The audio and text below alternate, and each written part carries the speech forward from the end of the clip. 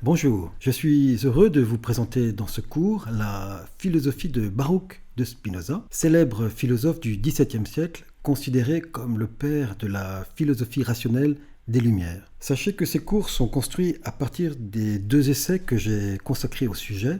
La religion vraie de Spinoza et Bitcoin, l'évangile de la liberté, disponibles sous forme papier en ligne ou directement sur mon site web et sous forme électronique Kindle Amazon. Le but de ce cours est d'abord de comprendre de manière simplifiée une philosophie considérée souvent comme très complexe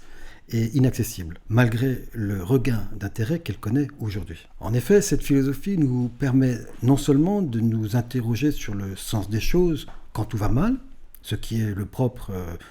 de la religion, de la philosophie et des sciences humaines en général, mais aussi, et peut-être surtout, de nous interroger sur nous-mêmes quand tout va bien, quand la vie nous sourit et que nous estimerions, par exemple, ne pas avoir à nous poser de questions en considérant avec un orgueil vu comme illusoire et servile que notre bonheur ou que notre réussite ne viendrait que de notre talent, de notre travail ou de nos choix prétendus libres. Bref, de notre seule et libre volonté, opposée au déterminisme auquel nous sommes soumis. Nous pourrons ainsi faire le lien entre cette philosophie pratique, tournée vers la liberté, ou, comme le dit Spinoza, vers les moyens pour y parvenir, et le nouveau monde technologique qui nous intéresse ici, la crypto en général, et Bitcoin en particulier. Et notamment dans son aspect philosophique qui nous fait précisément réfléchir à la notion de liberté, à la liberté de penser, de s'exprimer, le respect de la vie privée et, évidemment, pour ce qui nous concerne, la liberté d'échanger. Dans un premier temps, je vais donc vous présenter qui est Spinoza, le personnage, son milieu social, religieux, familial, et quel était le contexte historique des Provinces-Unies où il vivait. Nous verrons ensuite ce qu'est cette nouvelle philosophie rationnelle selon laquelle rien n'existe dans la nature qui ne puisse s'expliquer sans l'exercice de la raison. C'est l'idée qu'on ne peut comprendre le monde et la nature humaine qu'en fonction du lien de causalité des choses, selon lequel un effet a toujours une cause, et que cette cause est elle-même l'effet d'une autre cause, et ainsi de suite, jusqu'à remonter à la cause première à laquelle nous n'avons pas accès, et qui est, selon Spinoza, la nature. La nature, autrement dit, Dieu, c'est le fameux Deus sive natura, en latin, qui illustre tout le sens du spinozisme. Nous verrons aussi les deux œuvres majeures de Spinoza, avec d'abord l'Éthique, publiée à titre posthume en 1677, et qui est donc entièrement tournée vers la liberté et le besoin de nous extraire des servitudes qui nous enferment. Puis, nous verrons le traité théologico-politique, dit le TTP,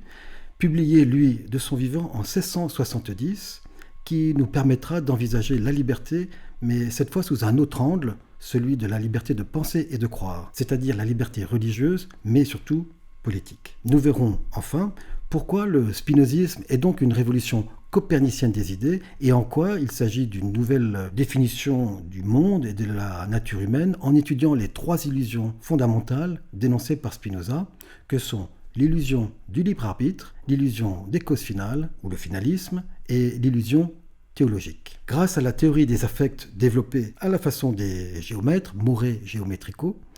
nous verrons enfin comment Spinoza nous propose donc une méthode pratique afin de nous extraire, ou de tenter de nous extraire, des servitudes propres à la nature humaine et aux passions extérieures. Un mécanisme rationnel qui, pour lutter contre l'ignorance, se compare à l'idée que les trois angles d'un triangle font toujours 180 degrés et nous permettra de faire le lien entre l'esprit des Lumières qui en découle et les courants libéraux du XIXe siècle ou libertariens du XXe siècle qui sont, eux, directement liés à l'invention de Satoshi Nakamoto, Bitcoin. Nous comprendrons alors que parmi les nombreux points communs entre les concepts spinozistes et cet outil de liberté inventé par Satoshi Nakamoto, le premier est que dans les deux cas, si nous sommes curieux, de bonne volonté et que nous faisons, comme on le disait à cette époque, preuve d'entendement,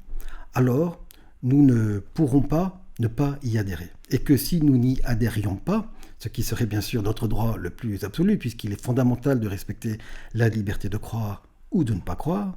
c'est que nous serions déterminés à ne pas pouvoir ou à ne pas vouloir, ce qui revient au même. Et c'est ainsi que nous pouvons comprendre qu'un fondamentalisme religieux ne pourra par exemple jamais accepter ni entendre la moindre pensée copernicienne comme le spinozisme. Tout comme un banquier central ne pourra, lui,